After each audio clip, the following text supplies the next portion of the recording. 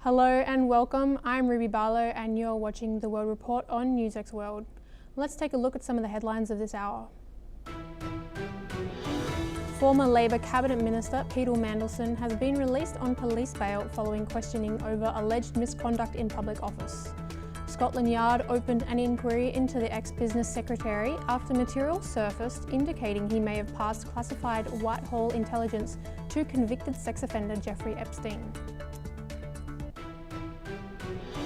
US President Donald Trump threatened nations with punishing tariff hikes if they play games after his trade policies stepped back before the Supreme Court. President Donald Trump has denied reports that the top US military officer has flagged the risks of a major operation against Iran, saying Washington would easily defeat Tehran in any conflict. The US ambassador to France, Charles Kushner, has been barred from meeting with French government officials after failing to appear at the Foreign Ministry where he was summoned over earlier remarks about the killing of far-right activists in France. French officials say the no-show was a breach of diplomatic expectations. Ukraine is marking the 4th anniversary of Russia's full-scale invasion with a show of solidarity from its staunchest allies, and no immediate end in sight to Europe's biggest war since World War II. The United States is holding meetings in Geneva with Russian and Chinese delegations about nuclear weapons after the final treaty restricting Washington and Moscow's nuclear deployment expired. Mexico has deployed 10,000 troops to quell clashes sparked by the killing of the country's most wanted drug lord that claimed dozens of lives. News of his death triggered spasms of violence, with cartel members blocking roads in 20 states and torching vehicles and businesses. South Korea's former president Yoon Suk-yeol has filed an appeal against an insurrection conviction stemming from his 2024 martial law declaration. And now to our top stories. Russia's military operation in Ukraine continues as the Kremlin says it has not yet achieved all its war aims. Kremlin spokesman Dmitry Peskov confirmed that the operation will persist until these goals are met.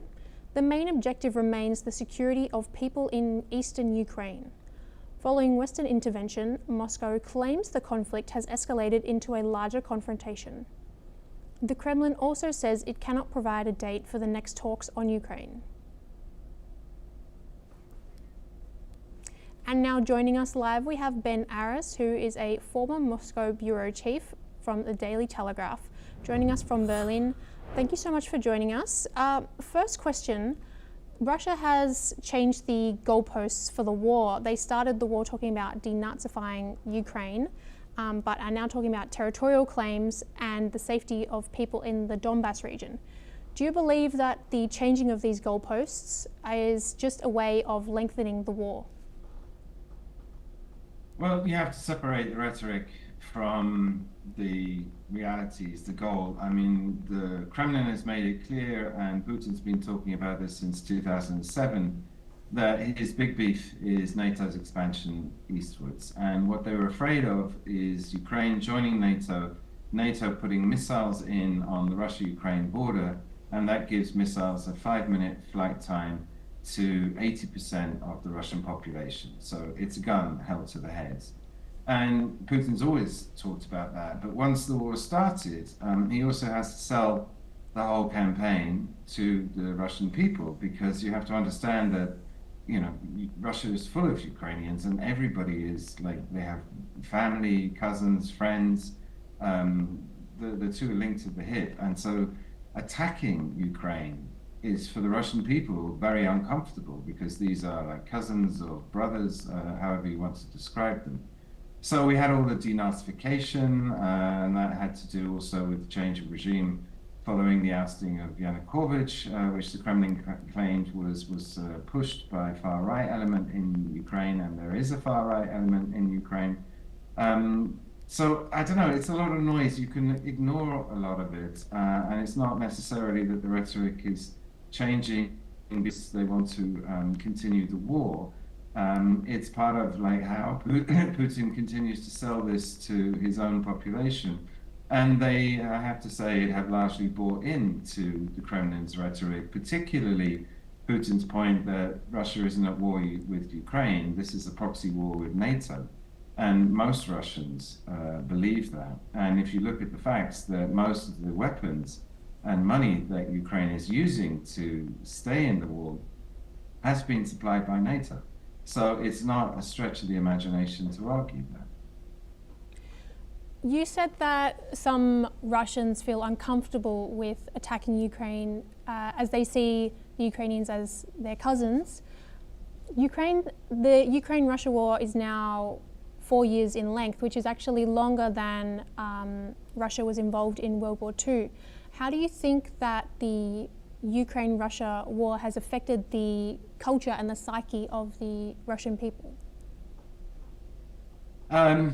It's reinforced the sort of paranoia that Russians have. Before the war, relations and the image of the states had improved vastly as they got over the Soviet legacy of like NATO and America being the perennial enemy. And the Russian people were embracing US culture, because of all the goodies that comes with it, capitalism and consumerism, what have you. However, nationalism, patriotism at the moment is at an all-time high. And again, as I say, they've bought into the Kremlin's propaganda. The Kremlin is actually very good at managing its message to its own people. And there's not a hatred of the states, but Russians do feel like they're under attack by America. Having said that, the proposal Trump has put forward, this Dmitriev package, this $12 trillion worth of business deals, if that were to go ahead, then I think Russians would actually quite happily get back into bed with Americans and do business with them. Because at the end of the day, the Russians have embraced capitalism and business is business, and they're very pragmatic about it. And so they would do deals and go to work with Americans. So it could change again. It's not sort of fixated, but it's also created a very strong Russian identity. And as I say, fueled by a certain amount of paranoia that everybody's out to get them and that they've been excluded from Europe, which they have.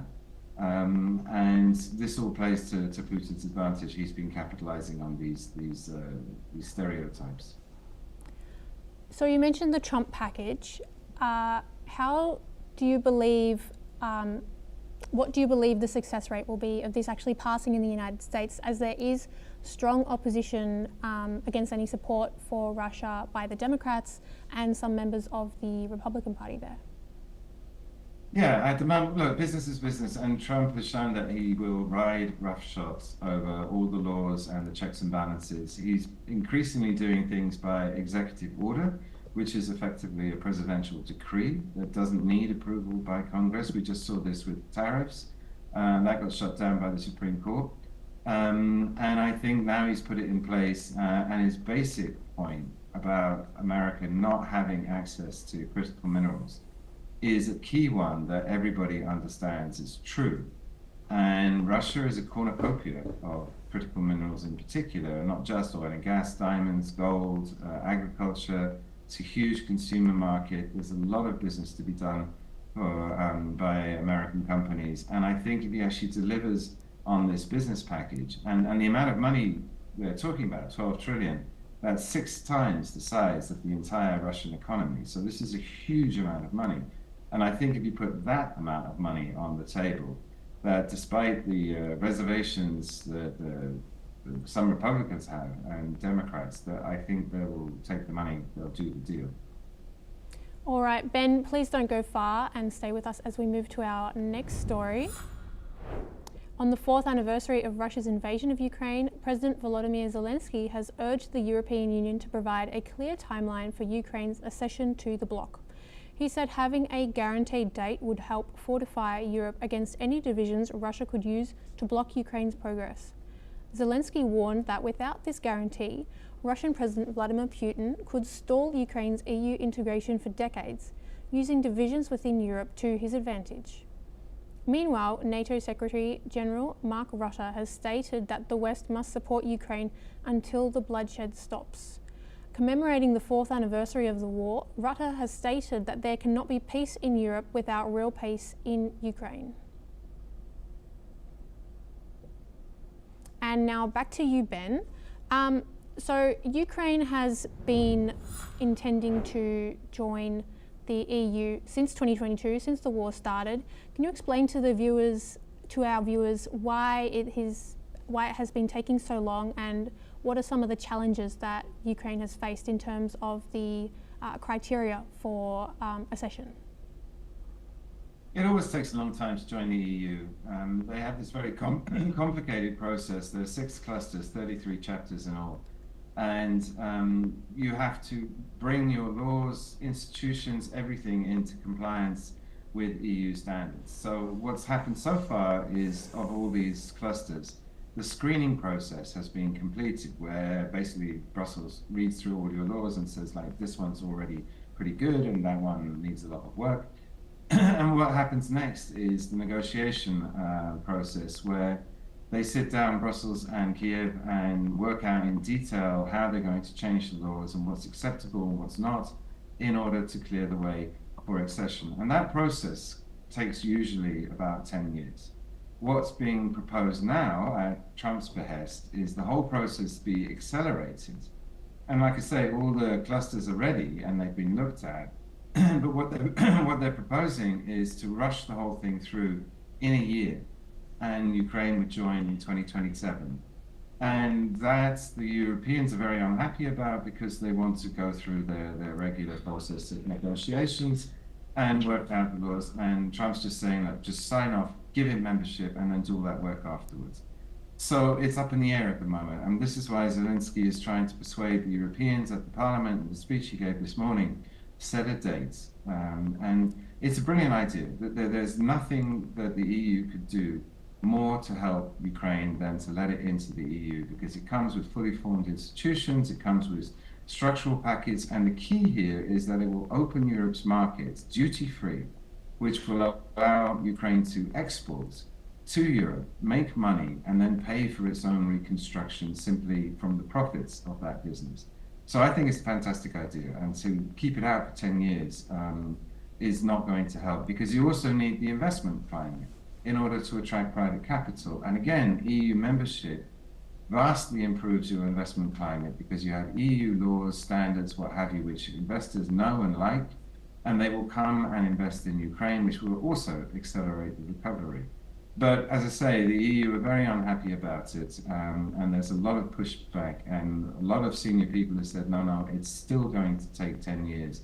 So it's up to the Trump administration to lean on Europe in order to force them to do this deal, which is what Zelensky was talking about today. He was saying, give us a date, and he's thinking 2027. Right. And so in the situation that Ukraine does get access and membership to the EU, how would this change the lives for Ukrainian refugees who are living in the European Union currently? Would it be a big change, as they would be now considered European Union citizens? It's game-changing. I mean, since the breakup of the Warsaw Pact, the best strategy by far for any former socialist country has been join the EU. And every country that's done that has flourished. And it's the same for Ukraine. If it joins, it would transform the life. And here's the real kicker, why it's such a good idea, because if you want to oust Putin, if you want to unseat him and destabilize his regime, if Ukraine joins the EU and flourishes, and then the standard of living overtakes Russia, which it probably would. I mean, everywhere else, Poland, the Baltics, all of those countries have overtaken Russia, then that would be a shock to the Russians, because they look down on the Ukrainians as our little brothers. And if life in Kiev got better than life in Moscow, the Russians would turn and question what Putin is doing. Like, what are you delivering? I mean, the Ukrainians are, this poor second cousins we have who live down in the south, and now they're living better than last. So Putin's regime's not working. And then you suddenly have the possibility of demonstrations and a colored revolution and a coup. So, as I say, I think it's a no-brainer. If Ukraine joins, EU, then the Ukrainians within whatever time period, several years, could expect to see their lives vastly improved. It's a super idea. Right. Thank you so much for joining us, Ben. It's a pleasure to have you on the show. Now, moving to our next story, China has responded firmly to concerns over its stance on the Ukraine crisis. Chinese Foreign Ministry spokesperson Mao Ning emphasised that the ongoing conflict should not affect China-Europe relations. She stressed that China is not a party to the issue and has always maintained a neutral, objective position, advocating for peace talks and a political solution. Mao Ning dismissed claims that China stands to benefit from the prolonged conflict, stating that Beijing has never sought to exploit the situation for selfish gains. She also rejected any efforts to shift the blame for the crisis onto China. Beijing continues to push for diplomacy, calling for dialogue as the way forward to resolve the crisis. And now joining us live, we have Andrew K.P. Leung, who is an independent China strategist, joining us from Hong Kong. Andrew, thank you so much for joining us.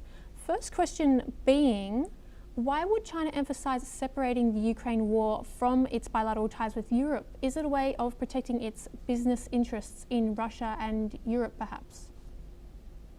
Even though China and Russia have been said to be joined at the hip, because the two economies are extremely interdependent and interconnected, in the sense that Russia was the world's largest exporter of energy and agricultural products, and China is the main customer.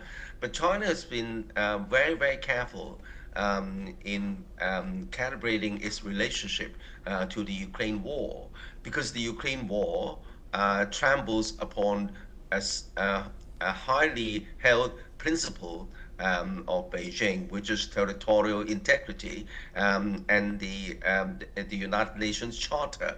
Ukraine, of course, is a country recognized by the United Nations, and the invasion flies in the face of the UN Charter and the sanctity of nation sovereignty.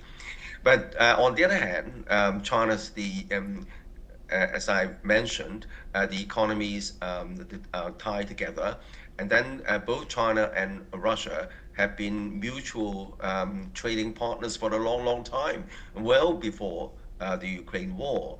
And this relationship continue, and whereas the European and Western countries try to pressure China to cease trading with Russia, but China held its ground in the sense that China has always been a trading partner to Russia, has never taken any steps to aid the war in Ukraine, has not supplied arms to Ukraine. And so China has been treading a very thin red line. Now, the whole world's order has been completely traumatized by what Trump has been doing, not only against its perceived challenger, China and Russia, but against the allies. The no-holds-barred tariffs affecting a lot of European countries and their electorate. And the United States has proven to be much less a reliable trading partner or geopolitical partner, for that matter, in the form of the so-called transatlantic alliance, which has been almost thrown under the bus. And so the Europe countries are trying to recalibrate the relationship with China. And China has been very, very careful in distancing itself from Russia's invasion of Ukraine. Andrew, please don't go far and stay with us as we move to our next story. Thailand and Cambodia have reportedly engaged in a border exchange of fire earlier today, with both countries accusing each other of violating a last year December truce. Thailand's army has reported that Cambodian forces fired a 40mm grenade round near a Thai patrol in Sisaket province, sparking return fire. No Thai personnel were injured in the incident. In response, the Thai forces have fired an M79 grenade launcher in the direction of Cambodian positions, following rules of engagement and acting in self-defense. Thai spokesperson Winthai Suvari has claimed that Cambodia had violated the December truce, which ended a deadly border clash in December. Cambodia, however, has denied the allegations. Information Minister Neth Phektra has called the claims completely false, saying they were fabricated with the intention to provoke tensions. Moreover, Phektra has also reaffirmed Cambodia's commitment to both the December truce and a previous ceasefire agreement from October of last year. Joining us again, we have Andrew KP Leung, independent China strategist out of Hong Kong. Andrew, the blame between Thailand and Cambodia has been swapped between the two. Both sides have alleged the violations of that truce. So do you believe that these latest events could lead to further violence across the border in a tit-for-tat style? Well, these conflicts have been carrying on for quite some time now because of territorial disputes and also historic kind of holy cows in relation to sacred sites. But I think that both countries are very close neighbors of China, sitting right at the conduit, the main conduit of the China's Belt and Road Initiative. And Cambodia, of course, the economy is much dependent on China. But as far as Thailand is concerned, it presents a strategic opportunity, an almost game-changing opportunity in the form of the so-called Karak Canal, K-R-A Canal, which cuts through the narrow part of Thailand, connecting the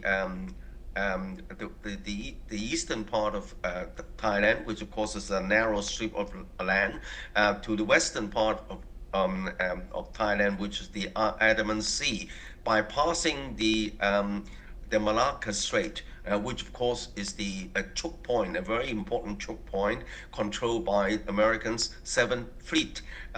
So as shipping, China relies greatly on international trade and also the import of energy and resources. And most of this shipping pass through the Malacca Strait, which is outside Singapore, which is controlled by the American 7th Fleet.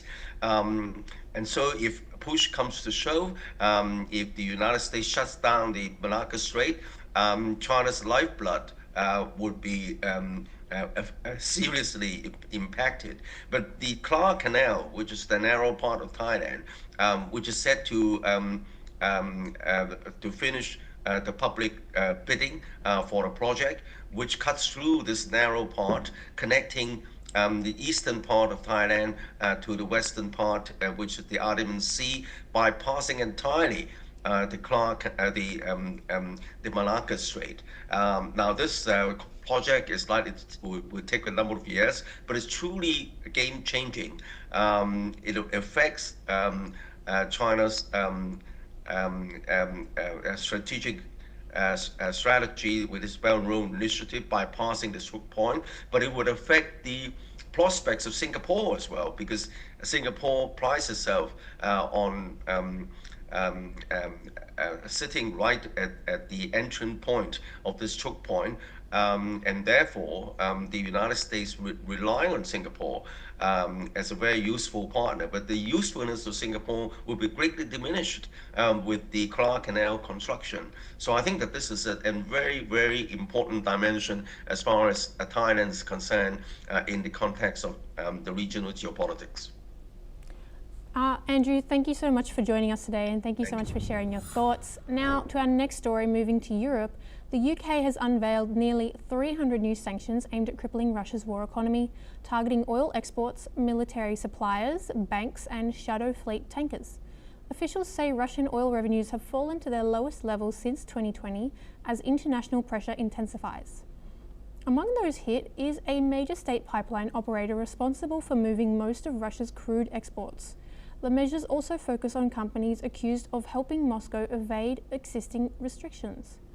Announcing the package in Kyiv, the Foreign Secretary confirmed more than £30 million in new support to help repair Ukrainian energy infrastructure. After months of strikes, the government says over 3,000 targets have now been sanctioned, vowing to sustain pressure until Russia's aggression ends. Japan has said that the export restrictions by China on 40 Japanese companies were absolutely unacceptable and deeply regrettable. Japanese government spokesman Kei Sato has said that Japan has strongly protested against these measures and has demanded their withdrawal. This comes as when Chinese Commerce Ministry announced that China has prohibited the export of dual-use items to 20 Japanese entities and claimed that they supply to Japan's military. However, China is using its influence over supply chains to ratchet up pressure on Japan, even after Japanese Prime Minister Sanae Takaichi, who angered Beijing with comments about Taiwan in November 2025 and won a sweeping mandate in a landslide election victory this month. According to reports, 5 police officials were killed in Kohat city on Tuesday after gunmen attacked their patrol vehicle and set it on fire. The attack comes amid a surge in militant violence following a similar assault nearby in Karak that killed 3 paramilitary troops. Pakistan recently carried out airstrikes across the border in Afghanistan targeting militants, a move that reportedly killed at least 13 civilians, heightening tensions between the two neighbours. And moving to our focus in Singapore, where our correspondent Roshan Gidwani is covering the visit of Yogi Adityanath, who is India's Uttar Pradesh's Chief Minister. The visit is focused on discussions around investment opportunities in sectors such as data centres, logistics hubs, renewable energy and industrial infrastructure.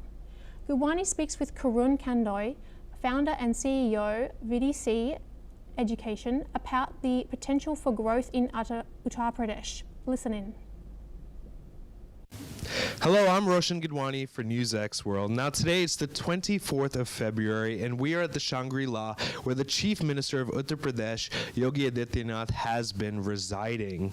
Now here we have with me Karun Kandoy from VDC. Now Karun, tell me more about VDC and why it's been so important for you to attend the Invest UP Summit and of course get FaceTime with the Chief Minister of Uttar Pradesh, Yogi Adityanath, please. VDC is building a platform that helps students know themselves very well and then expose them to the careers. You know, the careers are changing with the interruption of AI. A lot of things are coming up while some careers are going to die down. So we built a career repository so that a child can explore various careers that are offered to them and then move forward. Further, the children are confused about which universities, which colleges to go for, whether it is in UP, India or abroad.